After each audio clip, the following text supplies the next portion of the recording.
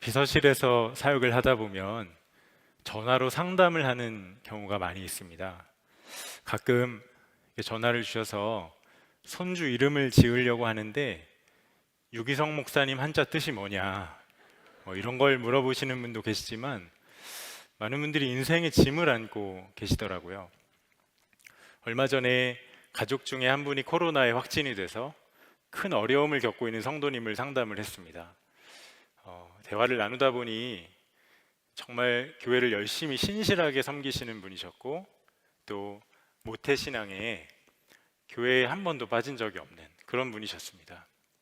그런데 마음 안에 코로나보다 훨씬 더 무서운 병이 있다는 것을 제가 알게 되었어요. 자기가 어떻게 더 열심히 믿어야지, 얼마나 더 잘 믿어야지 하나님이 자기를 사랑해 주시겠냐며 참 억울해 하시더라고요. 하나님이 자기를 마음에 들어하지 않으셔서 지금 굉장히 큰 벌을 받고 있다, 그렇게 생각을 하고 계셨습니다. 여러분, 우리가 하나님의 사랑을 오해할 때가 참 많이 있습니다. 하나님께 예쁜 짓을 하면 사랑을 받는 것 같고, 하나님 앞에서 죄를 짓거나 또 부끄러운 모습을 보이면 나를 떠나시고 또 벌을 하시는 그런 하나님, 우리 안에 하나님께서 있는 모습 그대로 나를 사랑하시지 않을 거야 라는 두려움이 있습니다. 그렇지 않습니다, 여러분. 하나님은 절대 냉정하고 무서운 심사위원이 아니시죠. 우리를 향한 하나님의 사랑, 나의 어떠함과 상관없이 늘 한결같은 사랑이십니다. 그것을 하나님께서 보증하신 것이 바로 십자가입니다. 오늘 우리가 함께 읽은 본문은 예수님께서 이 십자가 지시기 바로 전날에 있었던 일입니다. 때가 찼고 이제 십자가를 지시게 되었는데 예수님께서 그 고난을 앞두고 한 식사의 자리를 준비를 하셨습니다. 영 분위기가 맞지 않죠? 고난과 식사라니. 그런데 우리가 이 최후의 만찬으로 알고 있는 이 식사를 성경에서는 이렇게 기록을 합니다. 12절에 무교절의 첫날 곧 유월절 양 잡는 날에, 바로 이 자리는 예수님이 송별회를 하시기 위해서 모였던 자리가 아니라 유월절 만찬의 날이었습니다. 여러분, 유월절 이스라엘 백성들에게는 굉장히 중요한 명절이죠. 400년 동안 애굽에 종살이를 했던 이스라엘이 해방됐던 날, 풀려났던 날, 정말 이스라엘 민족의 정체성이 담겨있는 역사적인 날입니다. 해마다 이 유월절을 기념하기 위해서 유월절 절기를 지키고 또 만찬을 가졌는데 예수님께서 바로 이 유월절 만찬을 지금 제자들과 하려고 하시는 겁니다. 본문을 보면 예수님께서 이 자리에 얼마나 신경을 쓰셨는지 제자 둘을 따로 성내로 보내서 정말 기가 막힌 장소도 마련하시고, 그리고 음식 준비도 참 꼼꼼히 하시는 걸 볼 수가 있습니다. 그렇게 모두 모여서 식사가 시작이 되었는데 갑자기 예수님이 찬물을 끼얹으세요. 18절에 내가 진실로 너희에게 이르노니 너희 중에 한 사람 곧 나와 함께 먹는 자가 나를 팔리라 하신대. 밥을 잘 먹기 시작을 했는데 갑자기 예수님이 제자들더러 너희들 중에 하나가 나를 팔아버리는 배신자가 있어 라고 말씀하신 거예요. 여러분, 밥이 제대로 넘어갔을까요? 도대체 그게 누구일까? 너무도 궁금했겠죠. 그런데 우리는 그가 누구인지 알고 있습니다. 누구죠? 가룟 유다. 그 정성껏 준비하셨던 유월절 만찬에 예수님을 은 30냥에 팔아버린 대역 죄인이 초대를 받았던 거예요. 여러분, 놀랍지 않으신가요? 그런데 주님의 이 한마디에 제자들이 술렁이기 시작을 합니다. 19절에 그들이 근심하며 하나씩 하나씩 나는 아니지요 하고 말하기 시작하니 한 사람도 빠짐없이 그곳에 있던 모든 11 제자가 저는 그런 죄인 아니에요, 나는 그런 사람 아닙니다 라고 하는 거예요. 자기는 절대 그럴 죄인 아니라는 겁니다. 여러분, 우리가 꼭 그렇죠. 작년에 코로나가 이제 확산이 되기 시작했을 때 사회적 거리두기가 시작됐을 무렵에 제가 이전에 자주 운동을 했던 동서울대 운동장에 모처럼 저녁에 러닝을 하러 간 적이 있습니다. 정문으로 가지 않고 옆쪽으로 막 뛰어서 달려가서 운동장에 도착을 했더니 역시나 운동장이 폐쇄되어 있고 안내문이 하나 붙여져 있더라고요. 외부인 출입 금지 붙여 있었습니다. 그런데 그 불도 안 켜진 어두컴컴한 운동장에 누가 봐도 동네 주민으로 보이는 분들이 운동을 하고 계신 겁니다. 순간 마음에 이러니 코로나가 계속 확산이 되지. 죄인은 정말 어쩔 수가 없나 봐. 주여, 저들을 용서해 주세요. 하고 저는 운동장을 지나서 교정을 한 바퀴 돌고 운동을 마치고 정문으로 내려오고 있는 길에 정문 앞에 세워졌던 안내 표지판이 눈에 들어왔습니다. 여러분, 거기에 뭐라고 적혀 있었는지 아세요? 외부인 출입 금지. 나는 아닌 줄 알았는데 나도 맞더라고요. 여러분, 가룟 유다 나쁜 죄인이죠. 죄인 중에 죄인이죠. 가룟 유다뿐인가요? 저 사람은 저래서 죄인이고 이 사람은 이래서 죄인이고 다 나쁜 죄인입니다. 그러나 나는 아닌 거예요.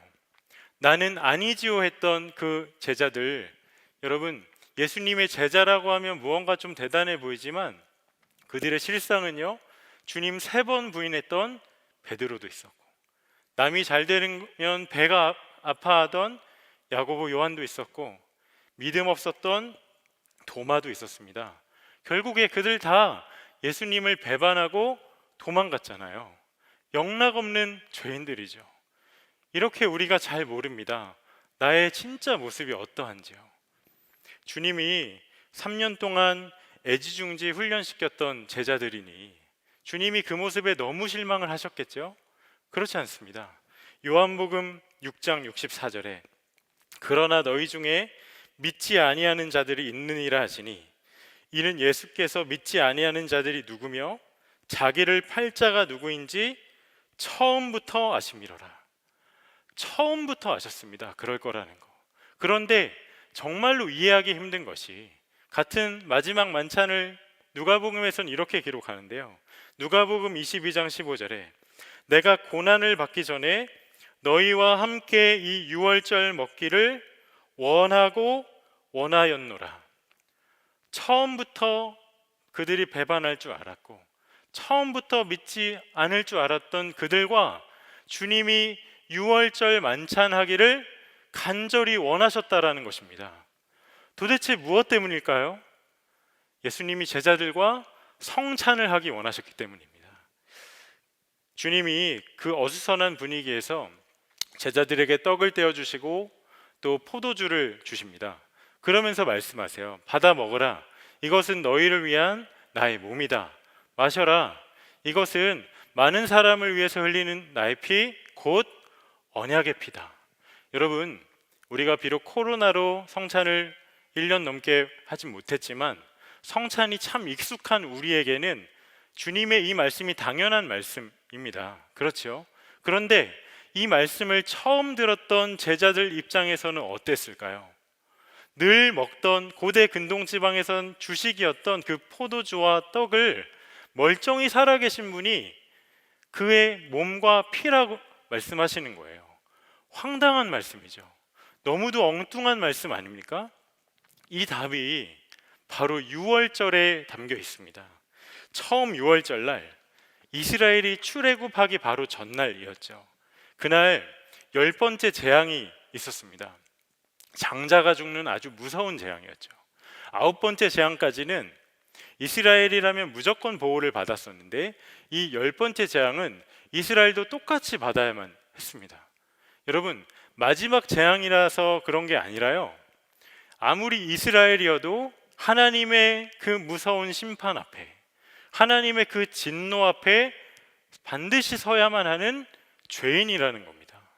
아무리 이스라엘이어도 애굽 사람과 상관없이 그 심판 앞에 서야만 했던 것이죠.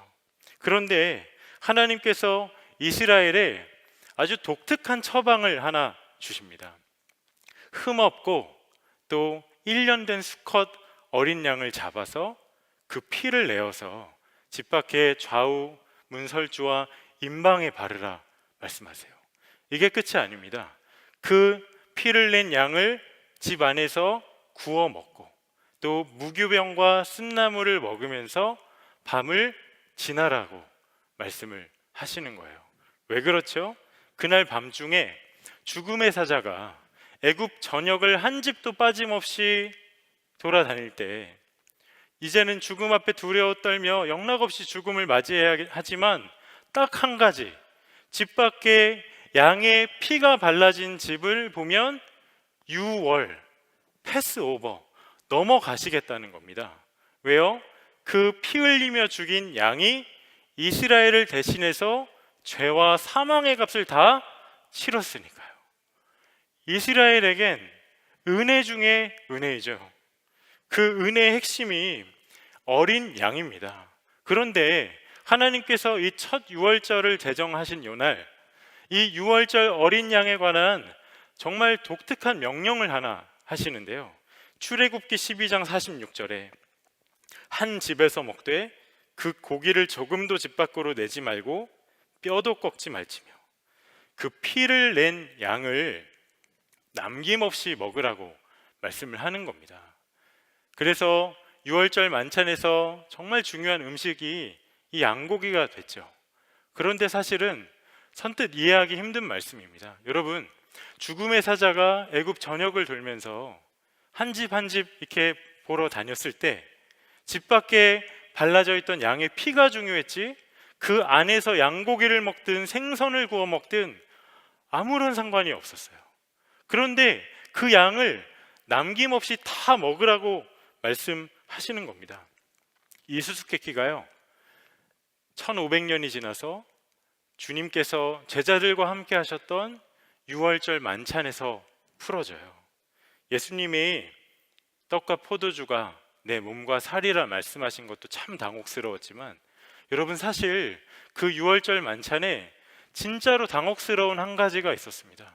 여러분, 예수님이 그렇게 신경 써서 준비하셨던 만찬이었잖아요. 그런데 그 유월절 만찬에 꼭 있어야 할 한 가지가 빠져버렸어요. 그게 뭔지 아세요? 어린 양이 없었습니다. 잔치에서 가장 중요한 메인 음식이 빠져버렸던 거예요. 그런데 그거 아세요, 여러분? 비록 상 위에는 그 양이 없었지만 분명 그 자리에는 유월절 어린 양이 있었습니다. 그게 누구시죠? 예수 그리스도세요. 이사야 선지자가 예수님이 우리의 죄와 허물로 채찍에 맞으시고 고난을 당하실 것을 주가 오시기 700년 전에 이렇게 예언했습니다. 이사야 53장 7절에 그가 곤욕을 당하여 괴로울 때에도 그의 입을 열지 아니하였으며 마치 도수장으로 끌려가는 어린 양과 털 깎는 자 앞에서 잠잠한 양같이 그의 입을 열지 아니하였도다. 이것에 눈이 열렸던 세례 요한이 그에게 다가오던 주님을 향해 이렇게 외쳤죠. 요한복음 1장 29절, 보라, 세상 죄를 지고 가는 하나님의 어린 양이로다. 그제야 알겠더라고요. 왜 예수님이 십자가 지시기 바로 전날 밤 제자들과 유월절 만찬하기를 원하고 원하셨는지. 예수님 그분이 유월절 어린 양이시니까요. 여러분, 제자들은 유월절 만찬을 주님이 차려주시니 양고기가 너무 먹고 싶었었겠죠. 하지만 주님은 양이 아니라 자기 몸을 먹으라 하셨습니다. 사실 이것이 유일한 생명의 길이잖아요. 첫 유월절날 이스라엘은 자기의 장자를 대신해서 양을 잡아 그 피를 쏟고 그 피를 쏟아낸 양을 먹는 밤을 지나야 죄와 바로의 노예로부터 풀려나는 살 길이 열렸던 것처럼 여러분, 그날 밤 주님께서 우리를 죄와 사망의 그 묶임으로부터 풀려나게 하시려 그분이 쏟으실 피와 그리고 그가 죽음으로 우리에게 주어질 그 몸을 먹어서 주와 한 몸 되어 살아가는 것, 그 유일한 살길 십자가를 말씀하신 겁니다. 감격스러운 것은요, 다들 나는 아니지요, 나는 아니지요. 여러분, 주님은 너희들도 맞다 하실 수 있었잖아요. 그런데 벌하거나 그 상을 뒤엎지 않으시고 우리를 위한 어린 양이 되셨다. 여러분, 양은 그냥 온순하고 귀여운 동물 아닙니다. 너무 미련하고 자신의 앞가림조차 못하는 약한 존재예요. 그렇게라도 우리에게 주길 원하셨다는 거예요. 자격이 있어서가 아니라요, 자격이 없기 때문에. 그래서 은혜인 겁니다. 상담 사역을 하는 어느 목사님께서 한 10여 년 전에 중국 회족 마을에 내적 치유 세미나를 인도하러 갔답니다. 공안들의 눈을 피해서 시골에 있는 작은 리조트를 대여해서 세미나를 열려고 하는데, 그 리조트 주인도 기독교 집회면 빌려줄 수 없다 하여서 상담 세미나를 할 거다 이렇게 소개를 하고 그 장소를 빌렸답니다. 그러니 뭐 예수님의 예자도 꺼낼 수 없죠. 예수님을 아버지라고 호칭을 바꿔 부르고 뭐 그렇게 진행을 하는데, 바로 그 리조트 앞에 공안 초소가 있었던 거예요. 그걸 알고 정말 살얼음을 딛는 심정으로 굉장히 조심스럽게 세미나를 진행을 했답니다. 그런데 하나님께서 정말 큰 은혜를 주셔서 그곳에 많은 회복이 있고 또 엄청난 은혜가 부어졌대요. 그렇게 순서 중에 이제는 우리의 모든 죄를 다 십자가에 못 박자, 그래서 자신의 죄의 고백을 적은 종이를 나무 십자가에 못을 박는 그런 프로그램을 하려고 했는데, 여러분, 그 리조트에 뭐 십자가가 있을 리가 없죠. 그런데 그 세미나 내내 현장에 머물렀던 리조트 직원인 줄만 알았던 형제가 시키지도 않았는데 가로세로가 똑같은 대나무 2개를 가져와서 이거면 되겠냐 묻더래요. 그러면서 또 묻더랍니다. 당신들이 말하는 그 아버지가 예수님이 맞냐고. 나도 그 예수님을 믿으면 내 죄를 용서함을 받고 구원을 얻을 수 있냐고. 그런데 여러분, 알고 보니 그는 리조트 직원이 아니라 꼬투리 잡으려고 감시하고 있던 공안이었던 거예요. 그가 그날 주님을 영접합니다. 여러분, 그 공안에 그날 어떤 마음이었을까요? 나는 주님을 내가 스스로 찾은 적 한 번도 없는데 이런 자격 없는 내게 베푸신 이 은혜가 도대체 얼마나 큰 은혜인가. 평생 못 잊을 그 은혜를 입은 것이죠. 여러분, 이것이 바로 저와 여러분을 향한 하나님의 은혜입니다. 너희 중에 믿지 아니하는 자들이 있느니라. 예수님 제자들만 정확히 하셨던 게 아니라요, 저와 여러분도 정확히 알고 계세요. 시편 51편 5절에 내가 죄악 중에서 출생하였으며 어머니가 죄 중에서 나를 잉태하였나이다. 여러분, 우리는 어쩌다 죄를 지어서 죄인 된 자들 아닙니다. 태어날 때부터 죄덩어리로 태어난 자들이에요. 주님이 이걸 너무도 잘 아시죠. 그래서 하나님 눈에 비친 우리의 인생은요, 아무리 돈이 많고 아무리 건강하고 아무리 자식이 잘 돼서 근심할 게 없고 아무리 많이 배웠어도 너나 할 거 없이 다 치명률 100%의 죄인들입니다. 여러분, 우리가 마스크 끼고 수칙을 잘 지키면 전염병은 예방할 수 있겠지만 이 죄의 확진을 예방할 길이 없어요. 그런데 그 죄에 확진된 저와 여러분을 위한 백신이 있으니 바로 어린 양 예수 그리스도세요.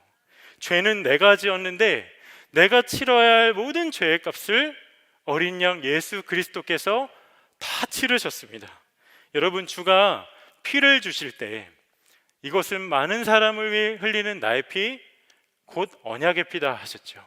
주께서 십자가에 달려 피 흘리심으로 우리의 모든 죄가 다 사함을 받았다 약속을 하신 거예요.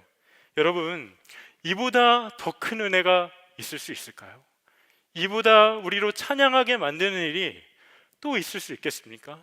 주님은 이것을 우리가 아는 것뿐만 아니라 정말 믿기를 원합니다.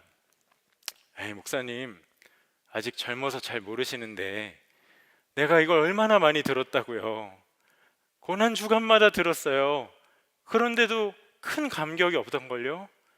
여러분, 여전히 내게 은혜도 없고 감격도 없다면 그 은혜가 진부하고 작아서가 아니라 나와 상관없다 여기기 때문입니다. 여러분, 이 은혜가 진정한 내게 은혜가 되려면 나는 아니지요를 넘어서 나도 맞지요 해야 합니다. 나는 아니지요 하는 건 너무나 미련한 일이에요. 내게 은혜가 필요한 자임을, 내가 정말 죄인임을 반드시 깨달아야 합니다. 저는 4대째 기독교 집안에 목사 아들로 태어나 자랐습니다. 어려서 교회 울타리를 벗어난 적이 없었어요. 하지만 십자가는 저에게 아무런 능력이 아니었습니다. 제가 기독교 신앙을 전수받았기 때문에 저절로 구원을 받는 줄 알았지, 저는 죄인인 줄도 몰랐고 은혜도 몰랐습니다. 예수님은 그저 내가 힘들 때 위로해 주시고 어려울 때 도움을 주는 분, 그 정도만로만 알았지 이상도 이하도 아니었어요. 제가 신학교에 입학을 했던 것도 재수를 고민하고 있던 저를 아버지가 부르시더니, 형주야, 신학교 입학해서 졸업해서 목사 안 하는 사람 많다. 그러니 입학해서 졸업만 해다오. 네가 뭘 하든 상관 안 할게. 여러분, 제가 이 말에 은혜 받아 신학교 갔지 하나님께 제 마음을 드리거나 삶을 드려 갔던 거 아닙니다. 그런데 목사 아들이어서 겉으로는 믿음이 있어 보였지만 속으로는 철저히 이기적이었고 철저히 위선적이었고 철저히 교만했고 철저히 나만 의로웠고 한없이 음란하고 한없이 거짓이 많고 한없이 탐욕으로 가득했던 자였습니다. 그런데 여러분, 더 큰 문제는요, 이걸 그렇게 심각하게 여겼던 적이 한 번도 없었다는 거예요. 그런데 신학교 2학년 여름방학 중국을 여행을 갔다가 코를 크게 다치는 사고를 당하고 한국에 돌아와서 코 좀 나아보려고 어려서부터 들은 게 많으니 철야하면 낫는다는 허무맹랑한 믿음으로 혼자 철야를 시작했는데 며칠이 지나도 코가 낫지 않죠. 그렇게 며칠째 했던 어느 날 밤, 이제는 울 힘도 없고 기도할 힘도 없어서 그저 예배당 맨 끝에 앉아서 혼자 어두컴컴한 그 텅 빈 예배당에 혼자 앉아 있었는데 아무 생각 없이 십자가를 바라보았습니다. 그런데요, 그날 밤 하나님께서 십자가를 바라보는 눈을 활짝 열어주셨어요. 저는 이 사람 죄 조금, 저 사람 죄 조금 모아서 주님이 어쩔 수 없이 십자가 달리신 줄 알았습니다. 아니더라고요. 그동안 제가 지었던 수많은 죄들이 주마등처럼 지나가면서 예수님을 십자가에 못 박은 게 다른 사람이 아니라 바로 나였구나. 나는 누구를 심판할 수도 정죄할 수도 판단할 수도 우쭐해할 수도 교만할 수도 없는 그런 죄인이 나였구나. 세상 죄인이 저더라고요. 통에 자복하면서 한참을 회개하는데 성령께서 그때 깨닫게 하셨어요. 도대체 이 은혜가 얼마나 큰 은혜이길래 나조차도 용서할 수 없는 이 죄인을 대신해서 예수 그리스도께서 십자가에 달리셨단 말인가.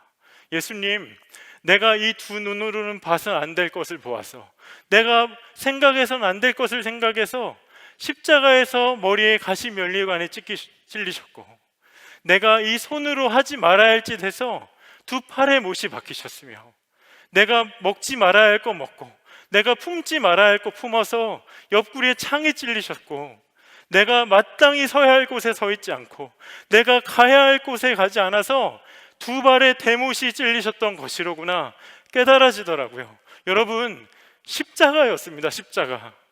그래서 그날 내가 왜 신학교에 오게 되었는지, 아니 무엇을 위해 평생을 살아야 할지 그날 해석이 되더라고요. 그 완전한 은혜, 한없는 사랑, 그것을 깨닫고 나의 은혜와 나의 사랑이 되고 제 삶이 완전히 뒤집어졌습니다. 여러분, 죄가 많으냐 죄가 적으냐로 볼 때에 저는 괜찮은 사람인 줄 알았습니다. 그런데 그 십자가 앞에서 저의 죄단 실상을 주께서 보는 눈 열어주셨을 때 세상 부끄럽고 수치스러운 게 저더라고요. 그런데 거기서 낭망하여 낙심하고 머물지 않고 한 걸음 더 나아가서 나도 맞지요, 나도 맞지요, 내가 죄인이죠 했을 때 그때 은혜의 문이 열렸습니다. 은혜의 주님이셨어요. 받을 자격 하나 없는 저였는데 넘치도록 폭포수와 같이 부어 주셨더라고요. 여러분, 그 십자가를 묵상하면, 그 십자가 앞에 서면, 그 십자가를 고백하면, 그 십자가를 찬양하면, 그 십자가 앞에 나아가면 어떠한 절망과 답답함 중에도 주가 저를 일으켜 세우시더라고요. 여러분, 이 압도적인 은혜 절대로 저와 여러분을 떠나지 않습니다. 본문을 보세요. 여러분, 첫 유월절 날 그 이스라엘 집집마다 잡혀갔던 어린 양들 이유 없이 다 죽어갔겠지만 22절에 떡을 가지사 축복하시고, 또 24절에 또 잔을 가지사 감사 기도를 하시고, 예수님 억지로 주시지 않았어요. 인색하게 우리에게 주신 거 아닙니다. 그 희생이 축복과 감사하셨어요. 여러분, 양은 우리를 절대 축복할 수 없습니다. 양은 우리로 인하여 감사할 수 없어요. 그런데 주님은 우리에게 몸을 주시며 피를 쏟으시며 축복하고 감사하셨다는 거예요. 기쁨으로 십자가를 지신 겁니다. 여러분, 그 축복하신 떡으로 그분의 몸을 제자들이 먹었죠. 어떻게 된 겁니까? 떡을 먹음으로 주님과 한 몸이 된 것이에요. 너희들이 나를 팔아버리고 배반하여 다 떠난다 할지라도 너희는 이제 나랑 절대 분리될 수 없어. 내가 너네를 끝까지 버리지 않을 것이거든. 우린 한 몸이니까. 여러분, 예수님을 팔아버리고 부인을 하건 정말 부끄러운 죄를 짓건 이 약속 절대로 깨지지 않습니다. 왜 그런 줄 아세요? 이 약속의 주도권이 축복과 감사로 자기 몸을 우리에게 떼어주신 어린 양 예수님께 있기 때문에 말할 수 없는 사랑이죠. 그러나 여전히 이것에 의심이 들고 아직도 못 믿어서 확신하지 못하는 분 계신가요? 하나님 속이 정말 타들어가실 거예요. 여러분, 첫 유월절 때 집안에 누군가는 규례대로 흠 없는 어린 양, 그 1년 된 수컷 어린 양을 골라야 했고 또 그 양을 잡아야만 했습니다. 여러분, 살기 위해서라면 아끼던 양이라도 잡았겠죠. 여러분, 이와 같이 예수님도 유월절 어린 양이시라면 생각해 보세요. 누군가는 예수님을 골라야 했고 누군가는 그 예수님을 십자가에 달아 죽음 당하게 내모셔야 했어요. 여러분, 주님이 십자가에서 얼마나 큰 고통을 당하셨습니까? 우리에게 생명의 떡으로 자기 몸을 떼어주시려고 몸이 찢기는 처참한 고통을 끝까지 참으셨고 우리에게 그 피를 마시게 하시려고 내가 목마르다 자기의 그 남김없이 극한의 갈증을 참아가면서 피 한 방울까지 다 쏟아내셨잖아요. 또 뼈도 꺾지 말라고 처음 말씀하셨던 그 규례처럼 그 죽음이 어찌나 확실했던지 로마 병정들이 예수님이 죽었나 안 죽었나 확인해보려 뼈도 꺾지 않아도 되었었습니다. 도대체 누구죠?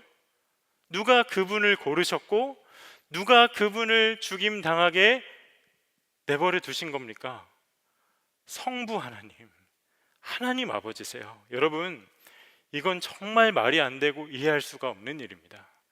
자기 아들이 죽어가는 걸 지켜보신 거예요. 여러분, 아들이 죽어가는 걸 지켜볼 아버지가 이 세상에 어디 있겠어요? 제가 초등학교 3학년 때 친척들과 함께 안면도 앞바다에 물놀이를 간 적이 있습니다.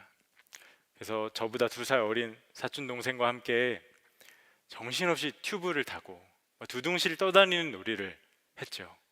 그런데 얼마나 정신없이 놀았는지 정신을 차리고 보니 망망대해였어요. 썰물에 그대로 떠내려가서 정신을 차리고 보니 그냥 바다 한가운데 저랑 사촌 동생이 떠내려가고 있더라고요. 그때가 썰물 때였었거든요. 그런데 정말 기적인 것이 서해안의 조수간만의 차가 워낙 크다 보니까 물이 왔다 갔다 하면서 모래가 바다 깊은 곳에 쌓입니다. 사구라고 하는 바다 언덕이 바다 깊은 곳에 있는데 그 어린 아이 둘이 썰물에 계속 떠내려 가다가 사구에 딱 걸린 거예요. 그 바다 한가운데서 그 조그만 아이들이 두 발 딛고 서 있었습니다. 그런데 백사장이 너무 멀어서 저희는 헤엄쳐서 도무지 갈 수가 없고, 아, 이러다 정말 죽겠구나. 여름철 아이들의 익사사고가 나 같은 상황에서 벌어지는 거였구나 깨달아지더라고요. 그런데 바로 그때 누군가 저 멀리서 물살을 가르면서 오기 시작해요. 점점 가까워지는데 그게 누구였는 줄 아세요? 저희 아버지셨어요. 백사장에서 두 아이가 썰물에 떠내려가는 것을 발견했을 때 젊은 청년들도 쉽게 바다에 몸 못 던졌습니다. 그런데 그 사실 알고 뒤도 안 돌아보고 바다에 몸을 던졌던 이가 있으니 저희 아버지셨어요. 나중에 알고 보니 저희 아버지는 개헤엄밖에 못 치십니다. 이번에 또 알았어요. 그 개헤엄 치면서 저희에게 오시면서 아, 이렇게 사람이 죽을 수 있겠구나 생각하며 오셨었대요. 생명 걸고 오신 것이죠. 여러분, 저희 아버지가 너무도 미련한 분이시죠? 너무도 어리석은 분이시죠? 아닙니다. 당연한 일을 하신 거죠. 그런데 하나님, 우리가 죄의 튜브에 묶여서 그 사망의 망망대해에 떠내려 갈 때 하나님께서 무엇을 하셨나? 우리를 그 튜브에서 꺼내시고 대신 그 아들을 그 죄의 튜브에 밀어 넣으셨어요. 십자가, 죄는 내가 지었는데 그 죄값을 그 아들에게 대신 치르게 하셨어요. 내가 달렸어야 할 십자가인데 그 아들을 십자가에 다루셨더라고요. 우리에게 그 아들의 몸과 피를 남김없이 주시기 위해서. 말도 안 되는 일이죠. 이해할 수 없는 일이죠. 여러분, 도대체 이것을 우리가 어떻게 이해할 수 있을까요? 그 답이 딱 하나 있더라고요. 하나님께서 우리를 사랑하시기 때문에. 요한일서 4장 10절에 사랑은 여기 있으니 우리가 하나님을 사랑한 것이 아니요 하나님이 우리를 사랑하사 우리 죄를 속하기 위하여 화목제물로 그 아들을 보내셨습니다. 여러분, 내가 외롭고 몸과 마음이 아파서 너무 힘들고 믿었던 이에게 배신당해서 너무도 가슴이 쓰라리고 또 코로나로 인해서 생계가 너무 막막한 상황 중에 있고 내 자녀가 방황을 해서 밤에 한숨도 잠이 안 오는 상황 중에 있다 할지라도 끝까지 우리를 향한 하나님의 사랑을 신뢰할 수 있는 이유는요, 자기 아들보다 나를 더 사랑하셔서 그 아들을 어린 양 삼아 십자가에 달려 죽게 하심으로 우리를 향한 그분의 사랑을 확증하신 하나님이시기 때문입니다. 여러분, 우리를 향한 하나님의 사랑은요, 그 시작부터가 내가 아니라 그 완전한 사랑이신 그분이기 때문에 나의 어떠함에 상관이 없는 사랑이세요. 이것을 정말 믿으셔야 합니다. 러시아 에르미타주 미술관에 가면 탕자의 귀향이라는 아주 유명한 작품이 하나 있습니다. 렘브란트가 그린 작품이죠. 저희 집에도 에르미타주에서 사온 사본이 있어서 집에다 걸어 놓았는데 제가 이 그림을 날마다 들여다봅니다. 볼 때마다 참 그림에 영감이 있고 또 탕자를 야위고 또 남루한 옷차림에 무릎 꿇고 있는 그 탕자를 이렇게 아버지가 말없이 두 팔로 안아주고 있는 그 모습을 보면서 하나님이 나를 이와 같이 안아주시겠구나, 하나님의 사랑이 정말 이와 같은 사랑이겠구나 자주 묵상을 하고 합니다. 궁금하더라고요. 어떻게 이런 명화를, 어떻게 이런 대단한 작품을 렘브란트가 그릴 수 있었을까?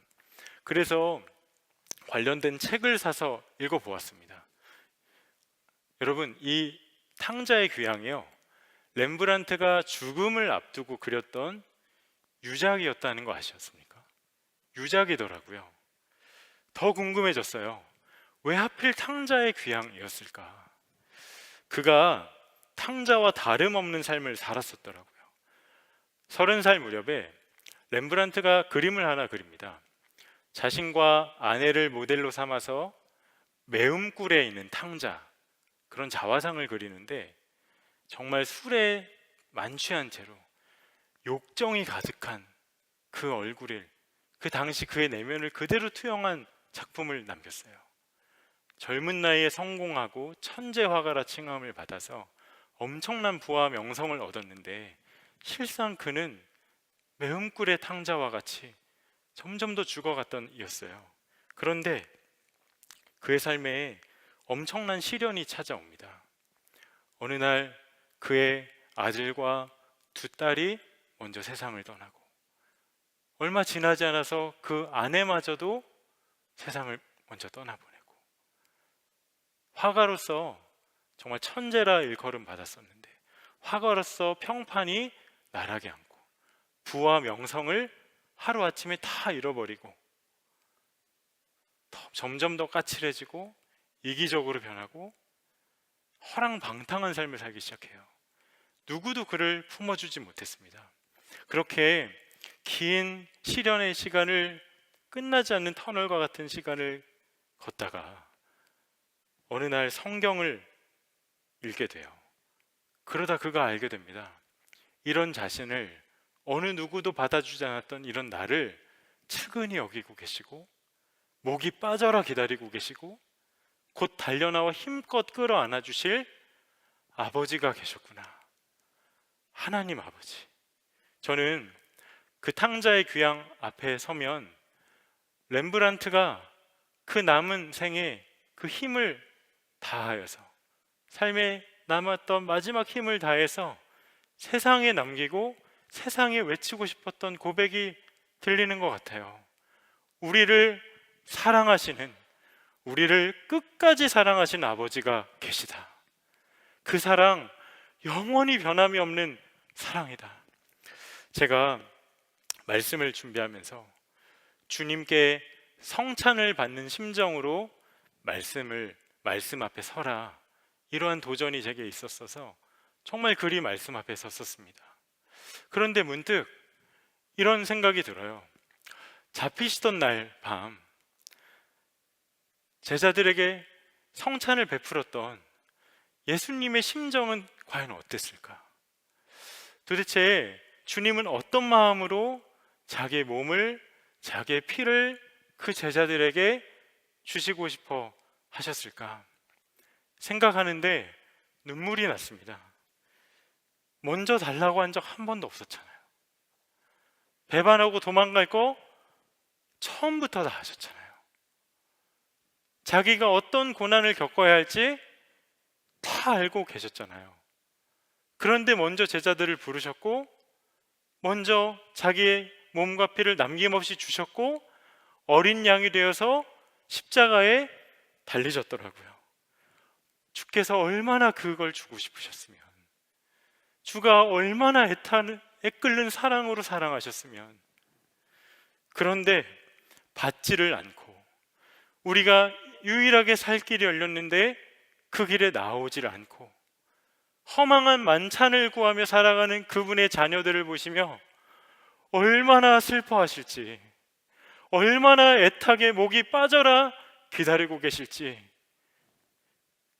성령께서 제 안에 강하게 주셨던 마음이, 형주야, 내가 은혜의 만찬을 차려 놓았는데, 내가 지금 기다리고 있는데 너희가 나오지를 않는구나. 너희가 다른 만찬을 구하고 있구나. 여러분, 말씀을 준비하면서, 십자가 부흥의 이 시간을 준비하면서 오랜 기간 기도했던 분들이 있습니다. 혹시 여전히 과거의 죄의 짐에 묶여서, 씻을 수 없는 과거의 그 사슬에 묶여서 날마다 낙심하며 살아가고 있는 분이 있으십니까? 여전히 청산하지 못하고 해결하지 못한 죄의 짐을 안고 살아가는 분 있으신가요? 아니면 날마다 습관적으로 짓는 죄 때문에 은혜를 받은 것 같지만 그 죄로 인해 다시 무너지고 또 무너지고 결국엔 영이 죽고 날마다 패잔병처럼 패배감에 살아가는 분 있으신가요? 하나님, 당신의 자녀가 그 죄의 쓴뿌리에 묶여서 남은 인생 살아가길 바라는 분 절대 아니세요. 하나님 한 번도 우리를 사랑하지 않으신 적 없으세요. 하지만 딱 하나, 우리가 그 하나님께 나아가야 합니다.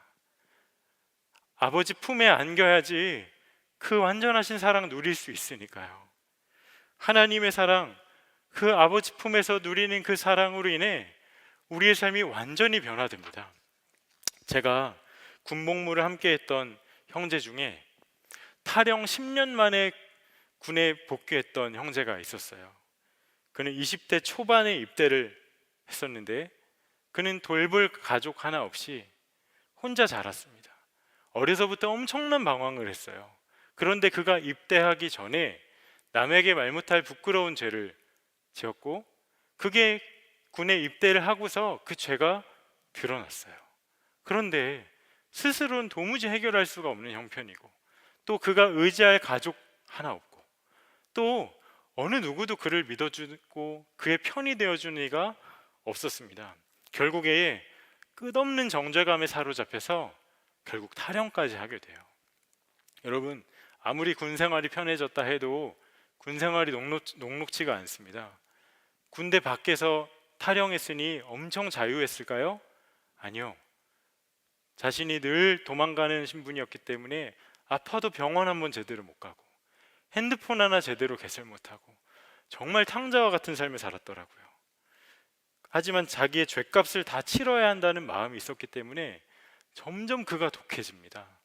그렇게 10년을 숨어 지낼 수 있었던 거예요. 그런데 어느 날 그가 교회에 다니기 시작합니다. 어려서 몇 번 다녀봤던 교회인데 이상하게 교회만 가면 마음이 녹아지고 마음이 이렇게 풀어지는 거예요. 그러다 그곳에서 예수 그리스도를 만나요. 자기는 도무지 용서받지 못할 죄인이었는데, 그런데 하나님, 자기 자신도 용서하지 못할, 너무도 부끄럽고 가리고 싶고 수치스러운 그 죄, 자기 하나밖에 없는 아들을 십자가에 달아 단번에 치르셨다는 복음을 알게 되고 믿어지게 돼요. 하나님의 사랑을 알게 됩니다. 그동안 그를 꽁꽁 묶었던 죄의 사슬이 그날 풀어져요. 사단의 참소가 떠나갑니다. 그제야 그가 깨닫게 돼요. 그가 진정 돌아가야 할 곳이 어디인지. 10년간 방황하며 탈영했던 군대, 아니요, 10년 동안, 아니 처음부터 그가 돌아오길 애타게 기다리셨던 하나님 아버지의 품. 비로소 자수할 마음이 생기고 그의 죄를 다 고백하고 독실한 사단장님이 진정성을 느껴서 남은 그 복무 기간만 채우면 전역할 수 있는 선처를 받아서 모범 병사로 그가 결국 전역합니다. 완전히 새 삶을 살아가요. 그가 저와 둘이 대화하면서 울면서 저에게 했던 말이 저는 아직도 생생하게 들려옵니다. 나 자신도 용서하지 못할 죄인이었는데 이런 죄인을 용서하신 하나님의 사랑이라면 내 삶을 맡길 수 있겠다고. 여러분, 이 밤에 하나님께서 저와 여러분을 만찬의 자리로 초청하십니다. 최후의 만찬입니다. 여러분, 마지막 맞습니다. 하나님께서 자기 아들로 다 끝내셨어요. 우리를 먹이고 우리를 살리는 다른 만찬 없습니다. 다른 희생제물 없습니다. 예수님이세요. 그 생명을 우리에게 너무도 주기를 원하세요. 그런데 조건이 하나 있어요. 여러분, 이 밤에 십자가 앞으로 나오십시오. 조금 더 노력해서, 조금 더 나아지고 나서, 내가 조금 더 의로워지고 나서, 아니요, 있는 모습 그대로 십자가로 나오십시오. 우리를 향한 완전하신 주의 은혜가, 어린 양 예수 그리스도의 그 끊을 수 없는 사랑이, 자기 아들보다 나를 더 사랑하신 하나님의 완전하신 사랑이 바로 십자가에 있습니다. 여러분, 십자가입니다. 십자가 앞에서 믿음으로 고백하세요. 나는 자격 하나 없지만, 나는 받을 자격 하나 없는 죄인이지만 하나님 그런 나를 자기 아들보다 더 사랑하셔서 어린 양 예수 그리스도를 십자가에 달아 내 모든 부끄러움을 다 씻어주시고 나에게 그 아들을 생명의 떡으로 생명의 피로 주시어 완전히 나를 살리셨음을 내가 믿는다 고백하시며 주 앞에 나아가시기를 바랍니다. 여러분, 이 믿음이 나를 살리고 내 평생에 나를 떠나지 않아 내가 날마다 주님의 생명으로 살아가는 자가 될 것을 정말 믿음으로 축복합니다. 이 시간 우리 함께 찬양함으로 먼저 주님 앞에 나아가기를 원합니다. 우리 보좌 앞에 모였네, 함께 찬양하시겠습니다.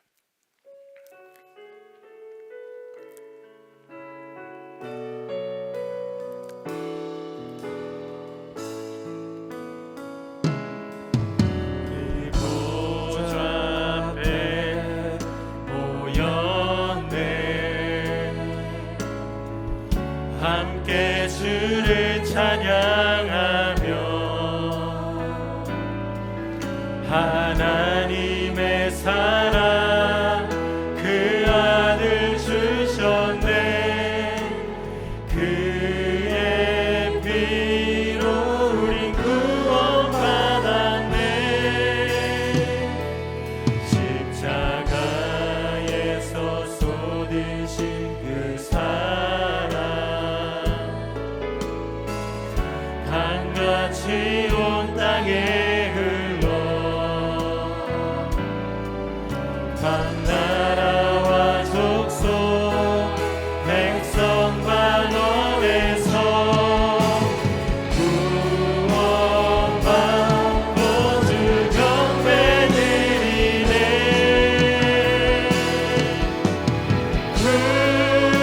구원하심이 보좌에 앉으신 우리 하나님과 어린 양께 있도다 구원하심이 보좌에 앉으신 우리 하나님과 어린 양께 있도다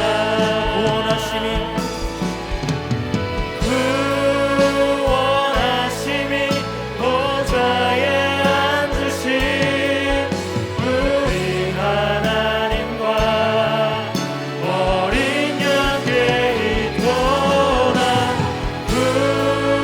구원하심이 보좌에 앉으신 우리 하나님과 어린 양께 있도다 보좌에 앉으신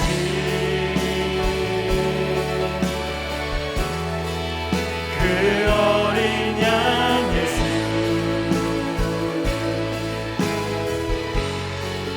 다 무릎 꿇고서 주 경배하리라 보좌에 앉으신 우리가 그 어린 양을 찬양합시다. 그 어린 양 예수 다 무릎 꿇고서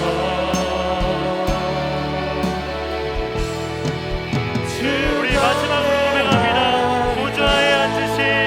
보좌에 앉으신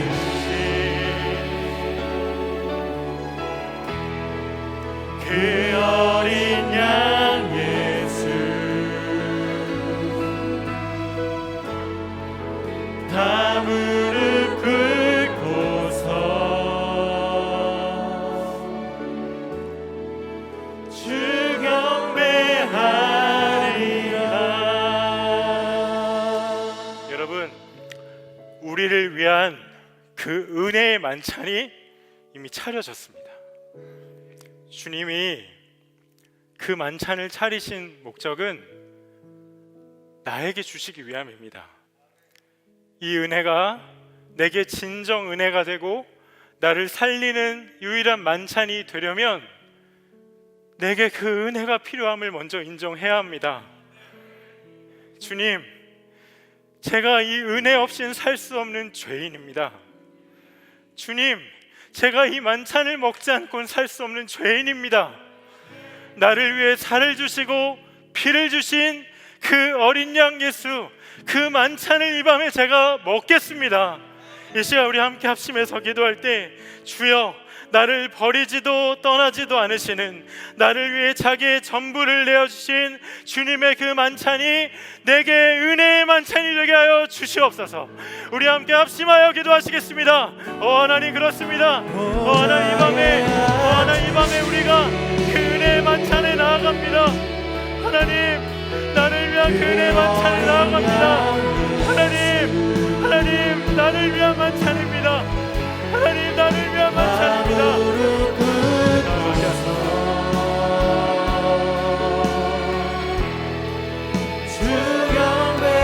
내가 그 만찬을 먹겠습니다. 하나님, 내가 그 만찬을 먹겠습니다. 나를 위해 몸과 피를 내어주신 어린 양 예수 찬양합니다. 주 예수님 찬양합니다. 어린 양 예수, 나의 주님, 내가 주 앞에 서겠습니다. 그 은혜가 나를 향한 은혜입니다. 하나님, 이 밤에 은혜의 문을 열어주옵소서. 하나님, 이 밤에 그 은혜의 문을 열어주옵소서. 하나님, 그 은혜의 문 열어주옵소서. 찬양합니다. 하나님, 그 은혜의 문을 열어주옵소서. 하나님, 은혜의 문 열어주옵소서. 하나님, 은혜의 문 열어주옵소서. 하나님, 낙심하고 좌절하고 낭망한 이들이 나오게 하소서. 하나님, 다른 만찬 구하던 이들이 나오게 하소서. 주께로 나오게 하소서. 주님께로 나오게 하소서. 하나님, 주께로 나오게 하소서. 하나님 살려주소서. 하나님 살려주옵소서. 이 시간 하나님께서 애타게 기다리고 계신 분들이 있습니다. 여러분, 과거의 죄에 여전히 묶여서 날마다 낙심하며 한숨 지으며 살아가는 분이 계십니까? 여전히 청산하지 못한 그 죄의 짐에 묶여서 근근히 살아가고 있는 분이 있으십니까?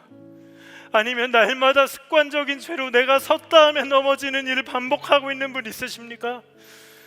하나님, 그걸 도무지 볼 수 없으셔서 그 아들을 우리를 위해 어린 양으로 십자가에 달려 죽게 하셨습니다.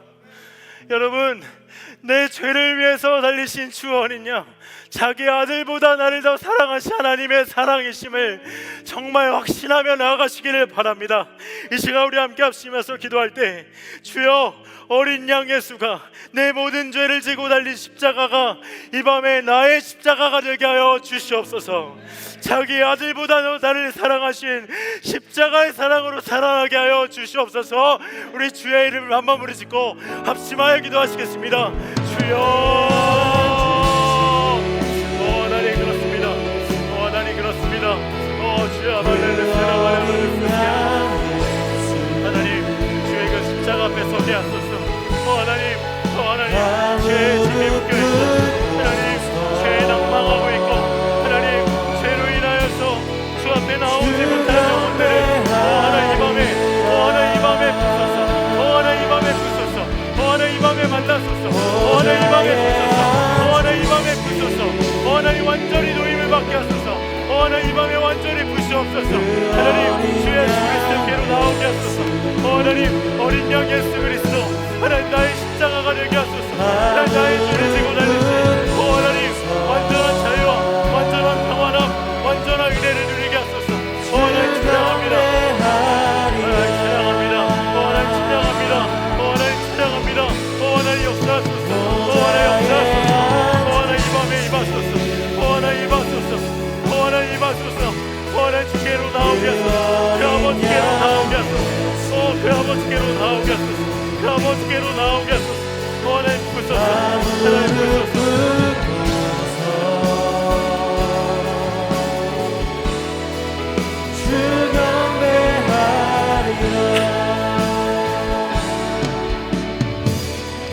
여러분, 이 밤에 우리 한 번 더 합심해서 기도합시다.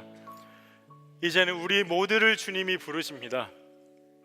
여러분, 믿음의 눈으로 바라보십시오. 주께서 나를 주기 위해 손에 드신 주의 몸을 한 손에 들고 계시고, 한 손에 우리를 마시게 하시려 잔을 들고 계십니다. 여러분, 믿음으로 이 잔과 떡을 먹고 마시십시오. 우리는 이제 주님과 한 몸이 되었습니다. 주님과 우린 절대 떨어질 수 없는 자가 되었습니다. 여러분, 예수님과 동행하는 삶, 예수 동행 익숙한 구호 아닙니다. 여러분, 우리의 유일한 살 길입니다. 여러분, 주님과 동행하는 그 길밖에 없습니다. 내가 죄를 이기고 주가 기뻐하시는 삶을 살아가고 날마다 주 안에서 승리하는 그 삶, 주와 동행하는 그 길밖에 없습니다.